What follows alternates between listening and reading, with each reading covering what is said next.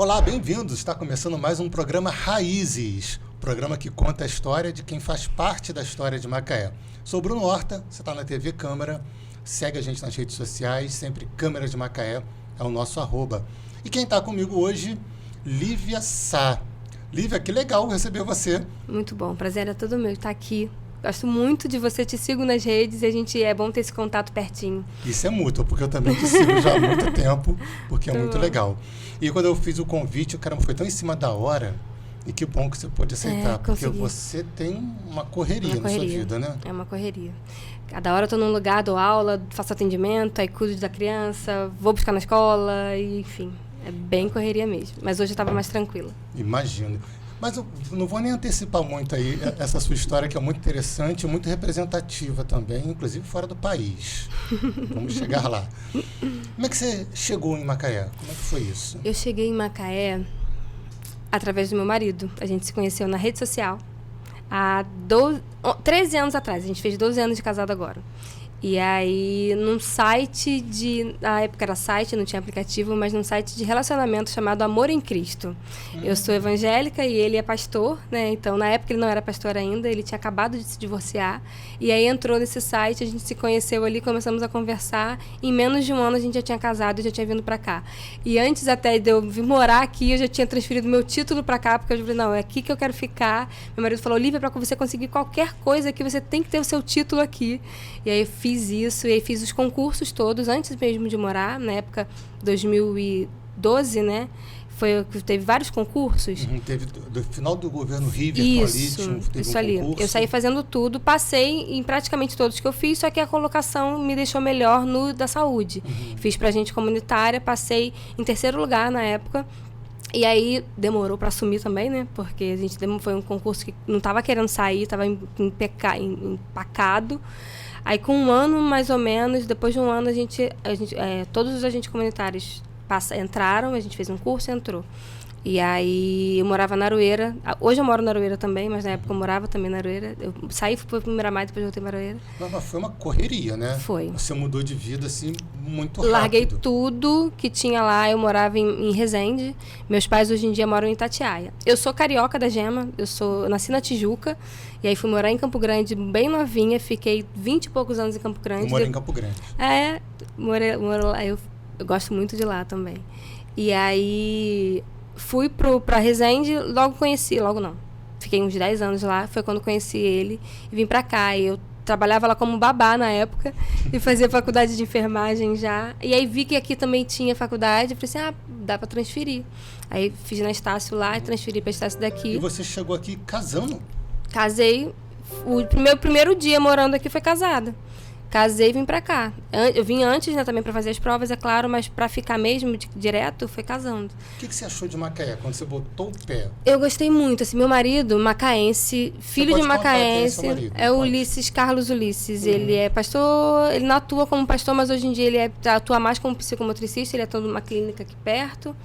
E aí nascido e criado no Miramar. Ele é filho de macaense, neto de macaense e bisneto de macaense. É macaense raiz mesmo, daqueles poucos de se encontrar.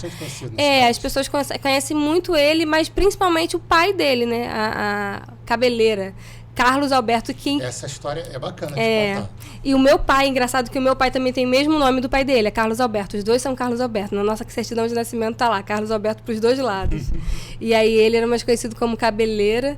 O Ulisses, né, meu marido, ele conta essa história ainda com... O olho dele chega a brilhar quando ele fala do pai dele. E ele fala sempre assim, porque eu gosto muito de dançar. Ele fala, nossa, Lívia, se você tivesse conhecido meu pai, ele ia querer sair dançando com você por tudo quanto é lado. Ele ia querer te levar nos lugares para dançar. Ele era do sambão da Aroeira ali, frequentava muito ali. Até quando eu trabalhei na Aroeira, né, eu era agente comunitária lá, quando eu conversava com as pessoas mais antigas, algumas pessoas lembravam muito bem dele, que ele era uma figura, assim. Teve até um episódio de dar uma surtada, de parar em um hospital e voltar, mas ele era muito pra frente, assim, muito... E foi mestre-sala da São Clemente, no Rio. Lá na Escola de Samba do Rio. Escola de Samba do Rio. Mestre-sala. De lá. Acho que foi mestre-sala, o passista, alguma coisa assim, meu marido sempre fala sobre isso. E aí, conhecia muitas pessoas, a sapataria antiga que tinha aqui, ele trabalhou lá, então ele conhecia muita gente de lá. E toda vez que a gente encontra alguém mais antigo que meu marido lembra, ele conversa e a pessoa fala, nossa, você é filho de cabeleira, não sei o quê. E conta com emoção, a gente até que chora quando lembra, porque ele era muito, muito amigo, sabe, das pessoas mesmo. Meu marido fala isso, conta muito sobre essa história. Toda a cidade tem esses personagens. Sim, muito ele era um personagem. Folclóricos. Ele era. E tá ali na sua família, né? Tá, e ele tá, mesmo ele faleceu, meu marido tá com 47 anos, ele faleceu quando meu marido tinha 18 anos. E parece que ele tá muito vivo ainda, sabe? Ele conta essa história. Que o homem tem uma referência ainda muito grande sim, do pai. Sim. Ele foi criado, ele conta isso, que ele foi criado pelo pai e o irmão dele foi criado pela mãe. Então são criações diferentes que eles tiveram, sabe? Caramba. Coisa de valores, assim, ele ia muito pro centro espírita, se eu não me engano, e ele falava, não, você não vai comigo, porque o seu lugar não é aqui, seu lugar é lá na igreja com a sua mãe. Dividia isso. Ele dividia isso direitinho, assim, falava com... Tinha essa sabedoria para educar, de como tratar uma mulher, essas coisas todas. Ele sempre fala que isso veio do pai dele. É muito emocionante. Uma coisa assim. que me deixou curioso foi o seguinte, você chega num lugar que está em ebulição cultural, né? Porque tem um marido muito conhecido na cidade, um pai que é quase uma personalidade, e você encontra uma Macaé, então, fervilhando de cultura também. Sim. Na época que eu entrei, que eu cheguei em Macaé, eu vejo isso mudar aos poucos, sabe? Porque como eu cheguei em 2012, meu marido falava sobre isso ainda, que em relação à cultura, à festa, essas coisas, que Macaé já tinha sido muito mais, na época de festa de verão. E ele também foi atleta do Macaé Esportes, então ele era jogador de vôlei profissional do Macaé Esportes.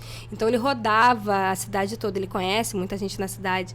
E aí ele sempre contava muito isso pra mim, e na época que eu cheguei, a cidade estava bem parada, sabe? De acordo com o que ele me contava. Mas depois eu comecei a ver mais esse movimento acontecer.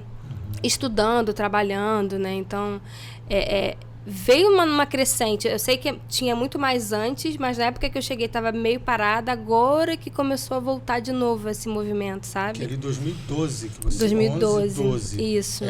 Uma pré-crise já, logo depois a gente entra numa crise muito grande do petróleo. Sim. E Macaé muda completamente como cidade. Isso. E você acompanha isso com um olhar de fora. Você vem de grandes cidades, de grandes centros, e encontra uma Macaé menor do que você esperava. Menor do que o Ulisses trazia para mim. Que ele sempre teve muita paixão por essa cidade. Em nenhum momento ele cogitou ir para outro lugar, sempre eu que teria que vir para cá. E assim, eu não vim obrigada, eu vim porque ele me contagiou, sabe? Sim. Ele falou assim, aqui é uma cidade ótima pra gente trabalhar, pra gente criar nossos filhos, pra gente fazer a nossa vida aqui, é muito boa para trabalho. E na época eu vim pensando mais no trabalho, e depois eu comecei a ver os outros lados também. Quando eu cheguei, já comecei a trabalhar, eu trabalhei, enquanto estava esperando a chamada do concurso, eu trabalhei na FGV. Eu trabalhei vendendo curso de MBA. Eu vendia cursos, né? Formava turmas de MBA, gerenciamento de projetos, gestão de essas coisas, gestão de pessoas. Era bem interessante porque eu já tinha esse contato com as pessoas, sabe? Eu gosto muito. Trabalhar muito com pessoas sempre foi a tua praia, né? Sempre foi. No Rio, meu primeiro emprego foi em loja de shopping. Minha carteira assinada, meu primeiro... Vendedora. Não foi vendedora porque ainda não podia ser, porque eu comecei com 16 anos, não podia ser vendedora na época. Mas eu fui embalagista, na Toulon. E aí fiquei ali, fui treinada, eu vi o treinamento com os outros vendedores, e aí fui tentando em outras lojas. Trabalhei em várias outras lojas no mesmo shopping. E aí trabalhei no Ninho do Urubu, na loja do Flamengo. Trabalhei em vários lugares bem interessantes, assim, que me deram me deixaram mais desenvolta, sabe? Para falar, para lidar com as pessoas. Eu entendo sobre esse tato mesmo, que a gente não pode ficar obrigando a pessoa a nada, mas ao mesmo tempo não pode deixar aquela pessoa ali sozinha, sabe? Saber aonde que tá invadindo o espaço dela. E aí fiquei só ali com comércio muito tempo. Depois eu fui trabalhar numa loja de pneus, loja de carro. Foi doideira. Eu era caixa lá. Enfim, eu sempre fui muito assim de trabalhar nessa área. Fui manicure durante muito tempo. Depois que eu saí dessa loja, com pessoas sempre. E o concurso não poderia ser mais dentro da comunidade e do tecido cultural que uma cidade tem, que as pessoas vivem os seus problemas, as suas dificuldades. que é o concurso de agente comunitário. Eu nem estudei para fazer a prova, porque eu tinha acabado de fazer essa matéria na faculdade. Eu tinha feito saúde da família, já era uma disciplina que eu tinha feito no período anterior. Eu falei, então vou só dar uma lida naquilo ali e fui conseguir passar. Mas é muito diferente, né? Na teoria, o SUS é todo lindo, maravilhoso, mas quando a gente vai para a prática, a gente vê que não é tão assim, né? E na época eu estava passando por bastante dificuldade também e tal. Mas estar na casa das pessoas era o que... Eu acho que até na campanha passada, enfim, eu acho que o que o pessoal perguntava, Lívia, o que você aprendeu com isso? Eu falei assim, cara, eu aprendi as histórias, o que você mais gostou? Eu falei, gostei de ouvir as histórias das pessoas, que eu acho que é isso, sabe? A gente comunitária é assim. E aí, durante a faculdade... aí depois, lá ainda, quando eu fui morar é muita coisa que acontece na minha vida. Mas quando eu fui morar... quando eu fui morar em Resende, antes de morar em Resende, eu até citei isso hoje lá na aula com os meus alunos. Quando eu fui morar em Resende, era uma época... Eu sempre quis ir morar em Resende, que meus tios me convidavam, chamavam meus pais para ir morar lá e... Nunca dava certo, acabou que deu, a gente foi. Mas na época que eu fui, era uma época que eu não estava querendo ir. Porque eu estava fazendo aula de dança de salão, que eu sou apaixonada. Você não para também, não para. Um minuto. Não para. Eu era voluntária no INCA, lá no Instituto do Câncer, né? Do Rio? Do Rio, lá na Cruz Vermelha, na Praça Cruz Vermelha. E eu tinha 1 mês e pouquinho só que eu estava lá. E eu era completamente apaixonada por estar lá naquele lugar. Eu ficava na área infantil. Eu ficava com a recreação infantil. Eu não via os alunos, as crianças sendo tratadas, o tratamento, nada disso. Até acompanhei um ou outro, mas a maioria das vezes era ver ali a parte da recreação infantil, ficar lendo livro, contando histórias, brincando. Eu fui para Resende em 2000. No INCA. No INCA foi na época que eu fui para Resende. Eu acho que foi em 2000. Não, 2000 não. Eita. Eu tô perguntando porque em 98 eu trabalhei lá. Aí, então provavelmente INCA, foi por... Só que eu trabalhava na cozinha, que fazia... No almoxarifado da cozinha, que fazia as refeições dos pacientes, que dos legal, funcionários. Lá embaixo, lá no subsolo do INCA. Nossa, se bobear... Acho que não foi em 98, não. Acho que foi mais pra frente um pouquinho. É porque eu me formei no 2º grau em 2000. Foi um pouco depois disso. Foi em 2005, 2006, mais ou menos. O curioso é que quando a gente vai contando nossas histórias, elas acabam se cruzando né? Impressionante. Em algum lugar. Sim. Que esse mundo realmente é muito pequeno. E quando a gente aprofunda e conta as histórias, você vai achando vários pontos em comuns. Que loucura isso. Mas você chega em Macaé, faz um concurso Chega em Macaé, faço um concurso público. E vai entrar na casa das pessoas. E vou entrar na casa das pessoas E conhecer assim. as pessoas. E vou mais ainda. Pessoas. E aí eu fico vendo que... Eu acho que eu sempre tive um pouco disso também. De ver os detalhes, sabe? Da vida ali, ó. Você me conta a sua história e fala, acho que desse jeito aqui a gente pode resolver. Acho que fulano, se a gente encaminhar para fulano, acho que isso aqui resolve esse problema.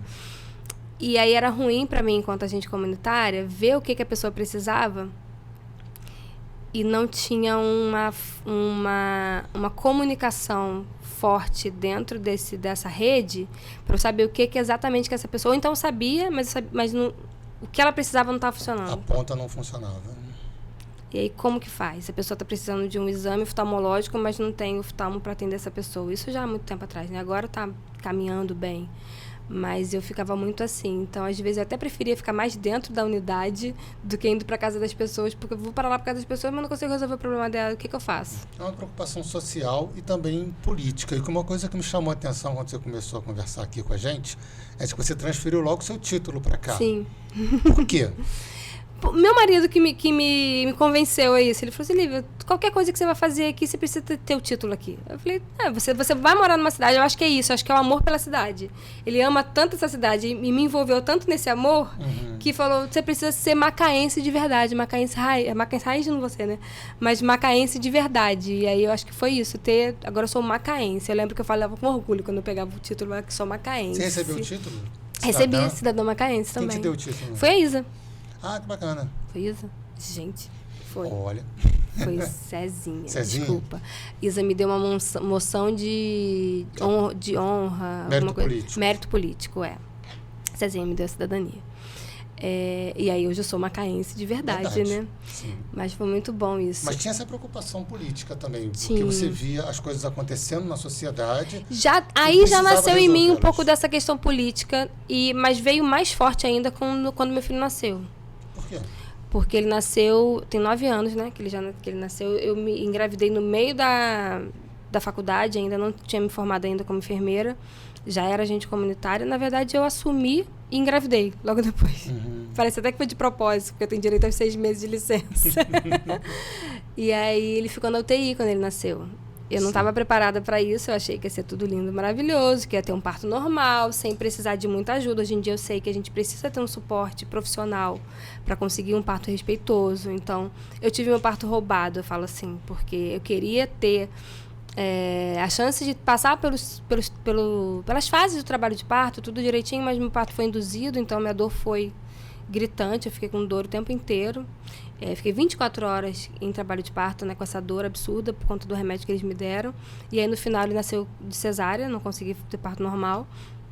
E por conta desse trabalho de parto todo que foi, bem sofrido, né, esse sofrimento todo que eu passei durante o trabalho de parto, ele nasceu com desconforto respiratório. E aí ficou na UTI. Ficou na UTI por 4 dias no HPM, esperando vaga na UTI que não tinha. E aí eu consegui, conversando com um com o outro, fui correndo atrás e consegui uma vaga no São João Batista. Aí ele ficou mais 7 dias lá. Enquanto estava no HPM, eu ficava pertinho dele. Mas depois que fui pro São João Batista, eu tinha que ficar indo e voltando para casa toda vez. Eu lembro que meu ponto abriu, enfim, várias coisas aconteceram. Foi bem difícil. Mas foi quando ele nasceu que eu, como eu já fazia faculdade de enfermagem, eu sabia alguma coisa ou outra de política pública, eu imaginei que Macaé tinha um banco de leite. Eu pensei assim, eu vou... E procurou. Perguntei, mas não tem banco de leite para uma outra pessoa doar o leite para o meu filho, e meu filho não receber fórmula, receber o leite de outra pessoa? Não tem banco de leite em Macaé. Eu falei, gente, como assim? Como a gente não tem banco de leite? O Estatuto da Criança e do Adolescente preconiza que é lei, está lá dentro, que toda cidade que tenha pelo menos uma UTI neonatal tem que ter um banco de leite. Macaé, na época, tinham 4 UTIs neonatal. Tinha...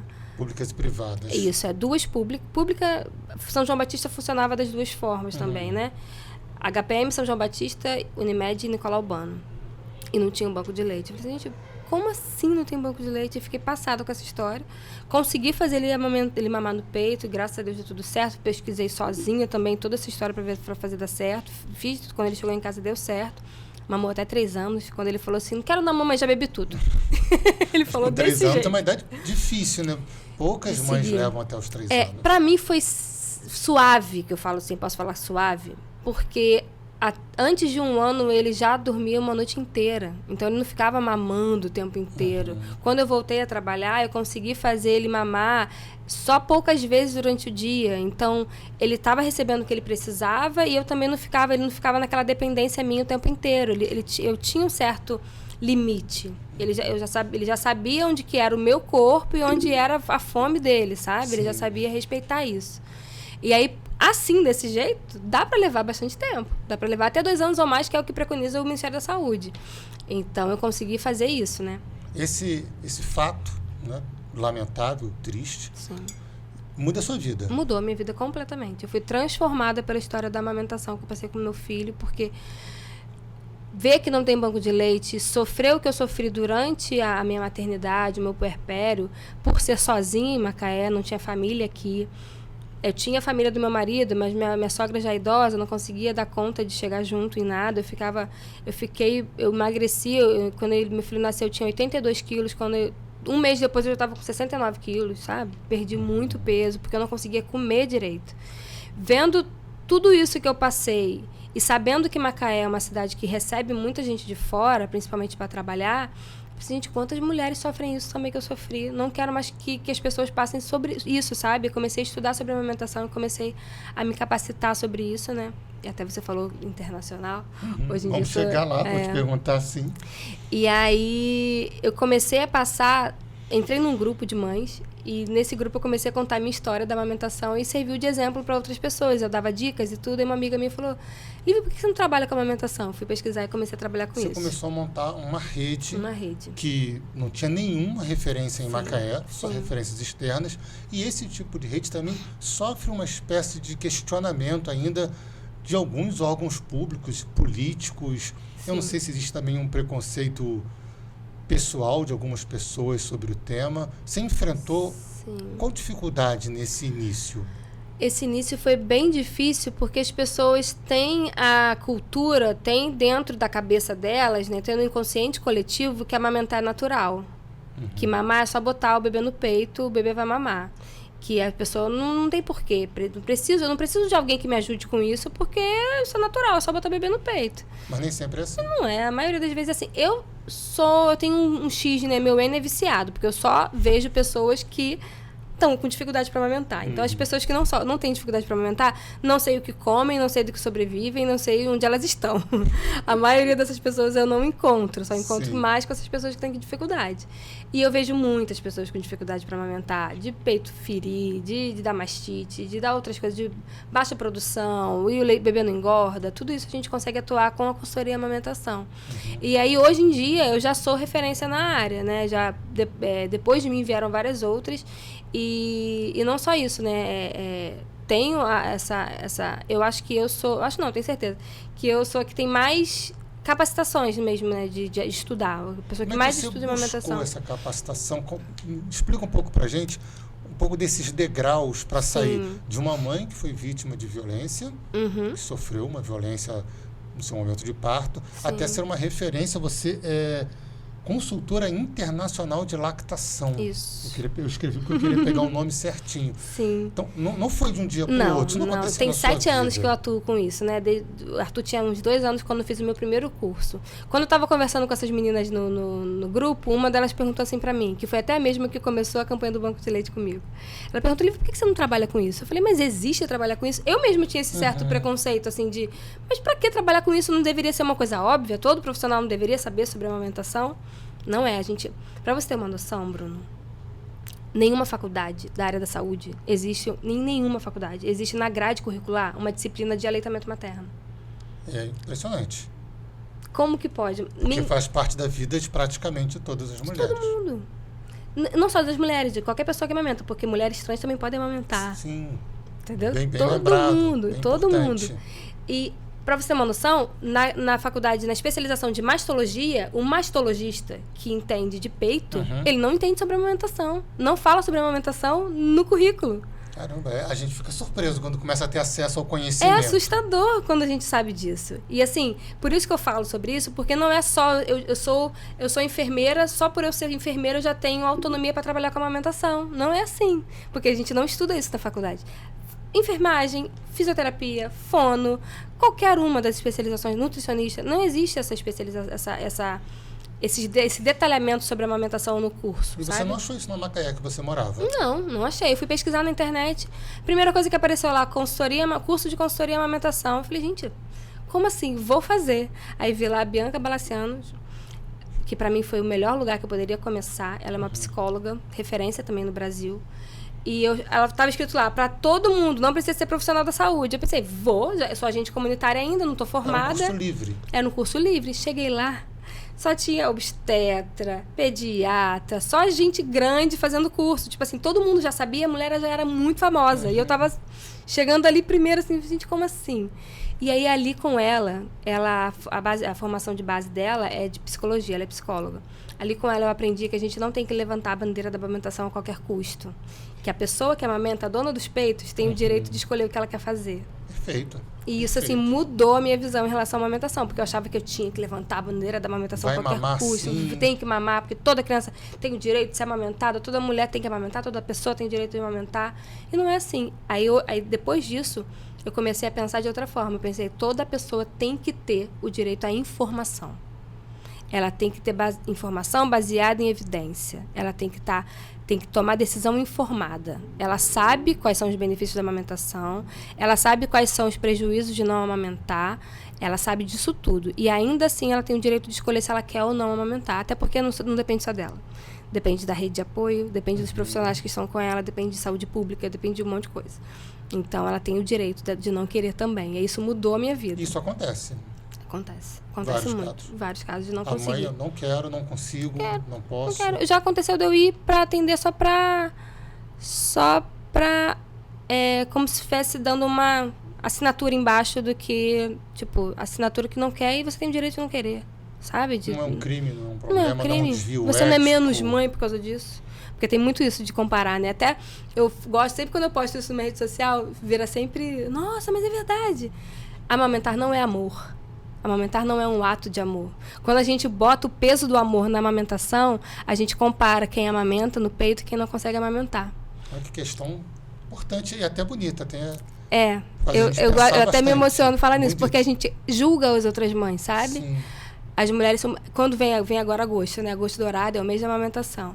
Sempre tem. A gente fala, a gente promove a amamentação. No final, sempre tem assim... Ai, porque eu dei fórmula e não sou mãe, não sou menos mãe por causa disso. Eu falo, gente, mas a questão não é essa. A questão não é...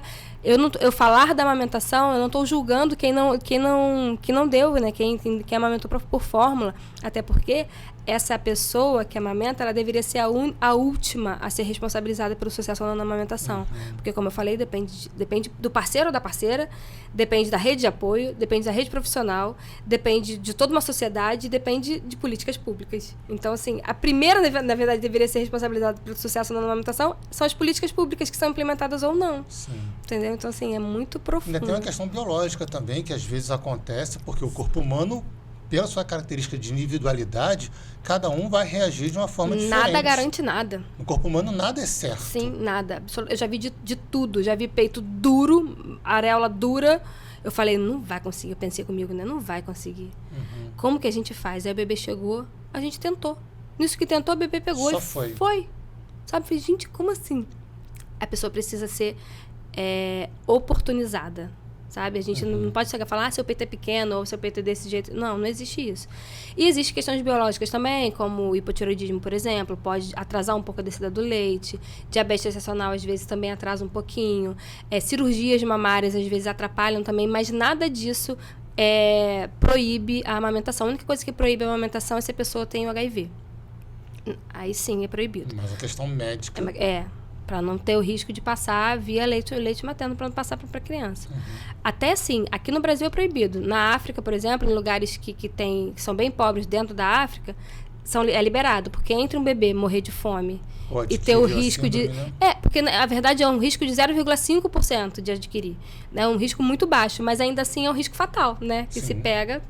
Mas ainda assim, eles lá em alguns lugares eles falam. A morte imediata. Entendeu? Fome. É isso. Eu sou leigo no assunto e estou aprendendo bastante junto com todo mundo que está assistindo a gente. Existe algum tipo de resistência de classe médica ou de rede hospitalar? Porque as doulas eram um problema. Sim, felizmente já sim. resolvi isso. Pelo menos em Macaé a gente tem a lei das doulas que permite. Como é que está a regulamentação disso? Necessita regulamentação? Necessita urgente, eu acho. A consultoria e amamentação não é uma profissão. As doulas, ela já tem a associação dela, já tem o direito das doulas, já é mais regulamentado. A consultoria de amamentação não é. Por não ser uma profissão, a gerência dos lugares, dos hospitais, ainda consideram como se fosse papel de todo mundo que está lá. Mas, como eu já falei, a gente não aprende isso na faculdade. Então, se a pessoa que está ali não... Eu até conversei também isso com meus alunos hoje. Se a pessoa que está ali dentro não busca por fora se especializar em amamentação, ela não vai saber orientar. E, na verdade, a pessoa que está ali como enfermeira, ela não é paga para atender a amamentação. Ela é paga para as outras coisas, para as outras funções dela. Se a consultoria em amamentação fosse uma profissão, os lugares poderiam contratar consultores. Os profissionais capacitados para isso. Ao meu ver, e todo mundo concorda comigo quando eu falo em relação a isso, com as mães, né, que eu atendo, que, ao meu ver, seria óbvio uma coisa dessa, mas deveria ter uma equipe só para amamentação no hospital. Porque a pessoa que está ali te dando suporte, ela está fazendo milhões de outras coisas. Ela tem vários pacientes para dar conta. Não tem ninguém para ficar lá meia hora, uma hora com você, tentando corrigir pega, tentando acertar. Então, conseguiu amamentar? Não conseguiu, então vamos dar fórmula. É basicamente isso que acontece. Então, a titulação que eu tenho, lá fora, ela é contratada. Se eu quiser ir morar lá fora, por exemplo, eu posso ser contratada por um hospital para trabalhar. Porque essa titulação me dá esse direito de trabalhar dentro de hospital, Como é que entendeu? você conquista essa titulação? Depois que eu fiz Como é que esse isso curso, acontece? eu fui fazendo vários outros cursos. Jack Newman, por exemplo, que é referência em amamentação mundial, ele veio pro Brasil e deu um curso aqui, eu fiz curso com ele. A gente fez vaquinha na internet. Pra poder pra ir conseguir ir no no curso dele, lá em São Paulo. E aí fiz vários outros cursos de laser terapia, de aconselhamento e amamentação, que é fundamental essa parte de aconselhamento, que não adianta nada eu dominar todas as técnicas se eu não tenho jeito para falar com essa pessoa. Fui fazendo um curso atrás do outro e entrei na pós-graduação, que é pós-graduação em cuidado materno-infantil, com ênfase em aleitamento materno. Comecei na pandemia, quer dizer, comecei em fevereiro, e aí em março fechou tudo. E aí a gente não conseguiu, era um curso presencial no Rio. Aí acabou virando online durante um tempo e depois voltou a ser presencial. Então eu sou pós-graduada em aleitamento materno. E aí, desde quando eu fiz o curso com a Bianca, ela falava dessa titulação internacional. Porque como a gente não tem uma regulamentação no Brasil, a titulação internacional tem um código de ética. Se eu fizer qualquer besteira que está fora dali, eu posso perder minha titulação. E ela é renovada de 5 em 5 anos. Então, é uma coisa mais séria dentro da profissão. Porque, na verdade, se você disser assim, eu sou consultora em amamentação e quiser começar a trabalhar com isso, você pode. Você não precisa ter curso nenhum para fazer isso. Na lei... Isso é um perigo também. É muito perigoso isso. Eu vejo vários profissionais que falam que são consultoras e não tem o mínimo curso disso. Tem um curso, deve ser um curso básico de internet, rapidinho, entendeu? Vi um vídeo no YouTube. Isso, já acha que pode. Então é mãe, tem toda uma experiência, já acha que isso já dá capacidade para ela para fazer. Eu queria puxar um caminho que a gente deixou um Sim, pontinho solto lá atrás. Você tocou 2 vezes no nome dos seus alunos. Mas até agora você contou que você era... Consultora. Era consultora e era... Agente comunitária. Agente comunitária de saúde. Sim. Como é que aconteceu essa transformação com a professora? No foi meio uma disso transformação, tudo que você já contou foi outra transformação que teve na minha vida que me deu um gás, sabe? Como se tivesse disparado lá, ligado o foguetinho para disparar. Desde que eu me formei, a ideia era entrar no concurso como agente comunitária, me formar e depois de formada procurar alguma coisa na minha área e ir. Só que eu me formei e as coisas foram me deixando acomodadas, porque o concurso público tem ali o dinheirinho, eu tenho direito a algumas coisas, né? Tem uma estabilidade.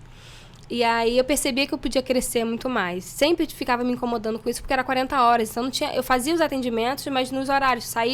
Entrava mais cedo, entrava mais tarde, eu saía mais cedo e fazia os atendimentos, né? Com banco de horas dava para fazer isso. Mas eu sabia que eu podia fazer muito mais e eu não conseguia dar conta, porque com meu filho em casa, marido, se eu saísse todo dia de noite para fazer atendimento, eu ia deixar, né, meu filho, ele precisava da minha atenção também. E aí, quando foi... É muita coisa ali nessa história também, mas eu vou tentar dar uma resumida. Tranquilo, não tem problema, porque é muito bom de saber, muito interessante. Em dezembro de 2021 ou 22, depois eu vou me encontrar nessa história aí, acho que 22. Eu engravidei, descobri que eu estava grávida de novo. Quando foi nessa mesma fase, eu fiquei sabendo que tinha um processo seletivo na UFRJ para ser professora da área materno-infantil. E aí eu pensei, não vou fazer, porque eu vou ter que sair do meio do processo, porque eu tô grávida. Então, o bebê vai nascer, eu vou ter que me ausentar. Então, o contrato é de 2 anos, para que eu vou fazer isso? Eu não vou conseguir entrar. Aí fui banca de uma amiga minha no TCC dela, ela me chamou para ser a banca dela, ela falou sobre amamentação, então tinha como fazer isso, fui a banca. Nesse dia ela passou no TCC, a gente foi comemorar. E nesse dia ela falou, Lívia, hoje era o último dia para fazer a inscrição, você não fez? Eu falei, não fiz, menino, não fiz, porque eu não sei como é que vai ser. Aí tá. E também já passou a hora, era até 5 horas só. Acabou, perdi a chance. No outro dia ela me ligou cedinho, Lívia, foi prorrogado. Ai meu Deus, o que eu faço agora? Eu fiz isso correndo. Agora eu tenho que fazer. Foi um sinal de que eu tinha que fazer isso. Aí eu dei jeito em tudo, reuni toda a documentação, consegui fazer a inscrição, assim, 5 minutos antes de fechar a inscrição, eu consegui finalizar ela. Porque vai documento, volta, faz tudo isso, né? E aí fiz a inscrição, fiquei esperando chamar para fazer prova e tal. No dia, esperando chegar a fase de fazer a prova, eu perdi o bebê. Fiquei com aborto retido. E a orientação da obstetra era que a melhor coisa era esperar. Por quê? Se eu fosse, como eu não tenho plano de saúde, se eu fosse pro HPM, a única opção que eles iriam me dar era a curetagem. E eu não queria passar pela curetagem.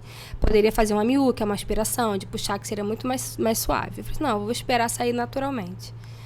E aí, nessa espera, que foi de 15 dias, no meio dessa espera, aconteceram as provas. E eu fui fazer as provas com aborto retido. Nossa. Aí eu fiz a prova. Que história, hein? Fiz a prova. Eu achei que eu já estava bem com isso, mas a gente nunca tá. Mas não, eu acho muito difícil, porque vai estar marcado na sua vida para sempre. E o mais bacana que eu encontro nisso é que serve de inspiração para as pessoas também, de exemplo, referência, porque tem pouquíssimas referências nesses casos, não só dos abortos retidos, quanto na amamentação, que você traz muito bem. Então, é difícil, mas a gente tem que ser forte por nós e pelos outros. Eu acho que é isso que me deu força, de pensar, de não deixar também, da mesma forma que eu não queria que ninguém passasse pelo que eu passei na amamentação, eu também não quero que outras pessoas passem pelo que eu passei na perda gestacional. E não sabe o que fazer. A gente não fica, a gente não é só saber o que fazer, porque não para por aí, né? Aconteceu muita coisa ainda na frente. Aí eu fiz a prova num dia, passei na segunda fase, a primeira prova era escrita e a segunda fase era dar uma aula. E eu dei uma aula de saúde materno-infantil. Dentro do escopo lá do que a gente podia escolher, eu escolhi abortamento e perda gestacional. Pesado. Eu falei sobre isso com o aborto acontecendo dentro de mim. Você mencionou isso? Falei, chorei a aula inteira praticamente, mas assim, foram mulheres também que me avaliaram, então elas falaram, Olivia, fica à vontade, e me deram parabéns depois até por ter coragem de falar sobre isso. E eu falei sobre a assistência, que eu já sabia que eu ia sofrer lá na frente, da falta de assistência que tem quando acontecem esses casos. E aí passei na prova, mas uma menina ficou em primeiro lugar. Só tinha uma vaga? Só tinha uma vaga. E aí no outro dia ela mandou mensagem pra mim, Lívia, a vaga é sua, porque eu não vou assumir. Eu falei, ai gente, como assim? Foi tudo. E foi assim, tinham tantas pessoas inscritas, na hora quase ninguém fez a prova, enfim, foi abrindo o caminho, sabe, pra mim. Eu senti que aquilo era mesmo pra eu fazer, era pra mim aquela vaga. E aí pedi, e na hora de assumir, eu não poderia assumir, porque a gente comunitária, também foi outra coisa, a gente comunitária de saúde não era considerado profissão, mas meses antes já tinha sido considerado profissão. E aí até então a FRJ não sabia que isso acontecia, tinha acontecido, né? Eu mandei a lei para eles comprovando isso. Você poderia ficar. Sim, aí eles conseguiram me contratar. Mas aí veio outro problema. Eu fui pedir licença sem vencimento na prefeitura, porque 20 horas eu não conseguiria dar conta de 40 horas em outra. Quando eu pedi licença sem vencimento, eles falaram pra mim... Aí eu fui pedir, estava esperando, nada aconteceu. Na Conferência de Saúde, Conferência Municipal de Saúde foi em março nesse ano, eu encontrei com a gerente de atenção básica, e eu falei pra ela, olha, pedi licença, você consegue agilizar alguma coisa pra mim? Ela falou, Lívia, a gente não tá liberando ninguém, porque o Ministério Público não tá deixando liberar nenhum agente comunitário, porque a gente já tá com um número baixo de agente comunitário. Tinha essa questão também. Aí eu falei, eu já tava querendo há muito tempo sair. Não era uma coisa que eu queria ficar a vida inteira. Eu falei, é o momento.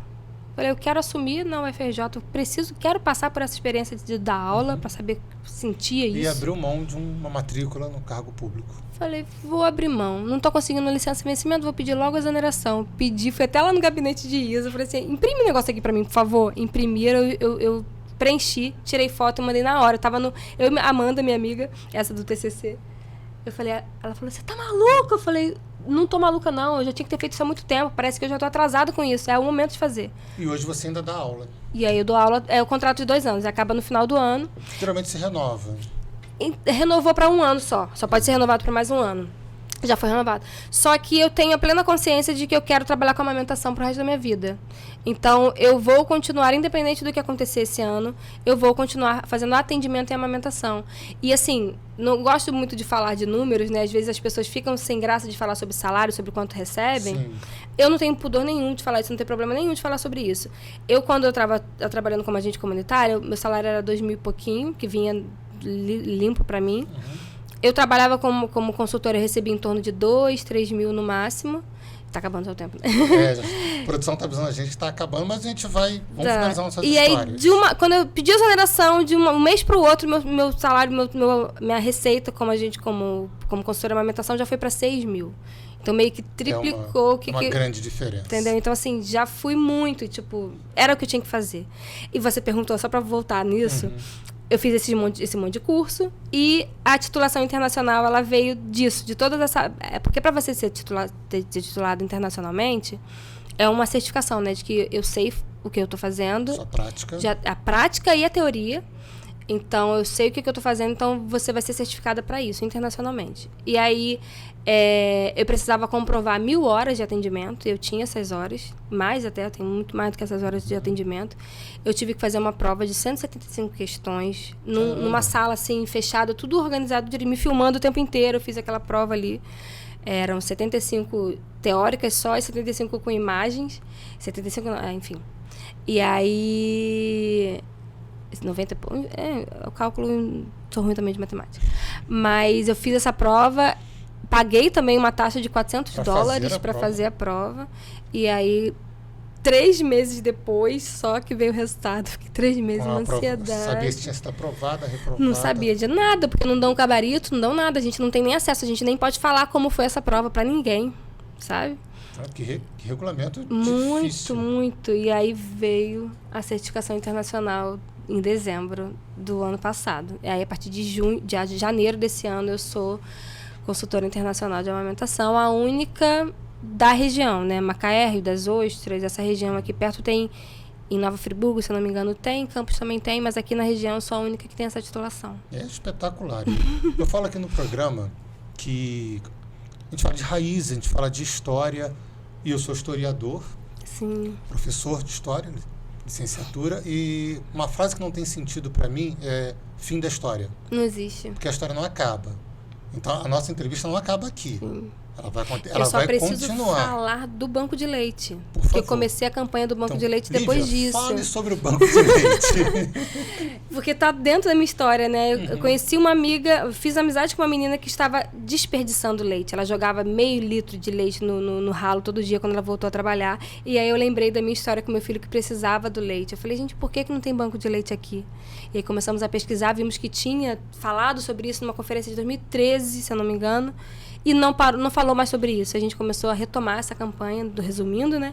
Retomar e criamos o Amor Líquido, que fizemos caminhadas, fizemos um monte de coisa. E até hoje a gente teve vários avanços, mas até hoje a gente não viu esse banco de leite ser construído, né? Nem tem nem previsão de quando que ele vai ficar pronto. Mas as pessoas já entendem. É um grupo.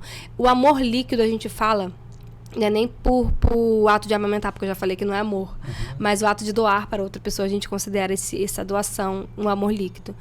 E virou um grupo grande, assim, de pessoas no Facebook primeiro. É macaense esse grupo? É macaense. Se você entrar lá na internet, você vai ver, Amor Líquido. E aí, campanha em prol do Banco de Leite em Macaé. A gente deu uma parada, porque vida corrida de todo mundo, mas a gente sempre... Agora, por exemplo, teve... Dia 19 foi dia da doação de leite humano. E a gente, como que a gente doa se aqui não tem lugar para doar? E aí a gente faz esse movimento todo, entendeu? Então as pessoas sabem da importância, através da nossa campanha, que as pessoas começaram a ter mais acesso, porque só para finalizar essa história, eu acho que não dá. Para mim é muito óbvio isso. Eu não posso ficar só reclamando. Eu tenho que mostrar como é que faz, sabe? E tem que correr atrás. Só reclamando daqui é fácil. Mas se eu conheço você, eu sei que você pode fazer alguma coisa para isso acontecer, por que eu não vou te procurar? Ou então, mesmo sem conhecer, a gente foi atrás do secretário de saúde na época, a gente conversou com o secretário, eu lembro que ele ficou perguntando, mas como que ordenha? Ele perguntando assim, sabe? Tu não sabia nem como é que funcionava. Enfim, então acho que não dá para ficar quieto reclamando de uma rede que não existia. Você está criando sobre nada. Nada, exatamente sobre nada. E hoje eu tenho consciência disso. A gente vai vivendo, né, sem prestar atenção. Você falando que me deu essa... Realmente, a gente criou coisas assim que não existiam. Coisas óbvias. Mas o óbvio tem que ser dito. Tem uma coisa que cria sobre o nada, é a mágica. O que vocês fazem é mágica. Porque mágica cria do nada. Sim, é isso. Eu acho que é um pouco disso. A gente está caminhando para o final, Lívia. Tem um monte de assunto que eu queria falar, até por esse momento que a gente vive, o que você faz hoje na sua vida, como é que a política influencia a sua vida. Você que... Eu vou dar o spoiler, eu ia te perguntar sobre a sua campanha de vice-prefeita em 2020. Sim. Mas, como eu falei, a história não acaba aqui. Daqui uns 2 meses e pouquinho, a gente vai voltar a conversar mais um pouquinho, porque as pessoas precisam saber o que aconteceu com o que foi levantado naquela Deixa entrevista. um gostinho. E saber como é que a história está desenvolvendo, porque a história Sim. não vai acabar aqui.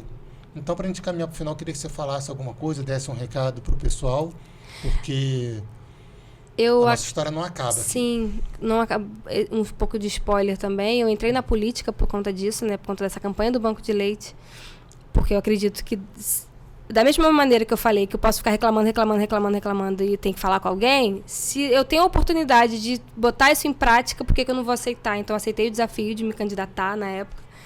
E aí fui candidata a vice-prefeito, enfim. Porque eu acredito que a gente consegue... Um dos cursos que eu fiz, a pós-graduação que eu fiz, é do Instituto Mami Bem, e o slogan deles é mudando o mundo pela amamentação. E eu acho que é isso. Eu acho que a gente consegue realmente mudar o mundo através da amamentação, porque são inúmeros os benefícios da amamentação e para todo mundo, para a cidade inteira. A gente consegue mudar drasticamente os números de saúde, porque evita muitas doenças, enfim. Então... eu acredito de verdade na amamentação. A amamentação está tatuada em mim, porque eu sou suspeita para falar que eu sou apaixonada por isso. Eu não vou torcer para que dê certo, porque já deu. Vou torcer para que cresça Amém. cada vez mais. Amém. Lívia, obrigado por ter Eu que vindo agradeço, aqui. de verdade. Promete que volta? Com certeza. Então com certeza. voltaremos. Já deixa marcado. Vamos marcar. Então, pessoal, terminando por aqui. Mais um episódio do Raízes, contando a história de quem faz parte da história de Macaé. A gente se vê no próximo programa. Obrigada. Até lá. Valeu, Lívia. Tchau, tchau. Obrigada.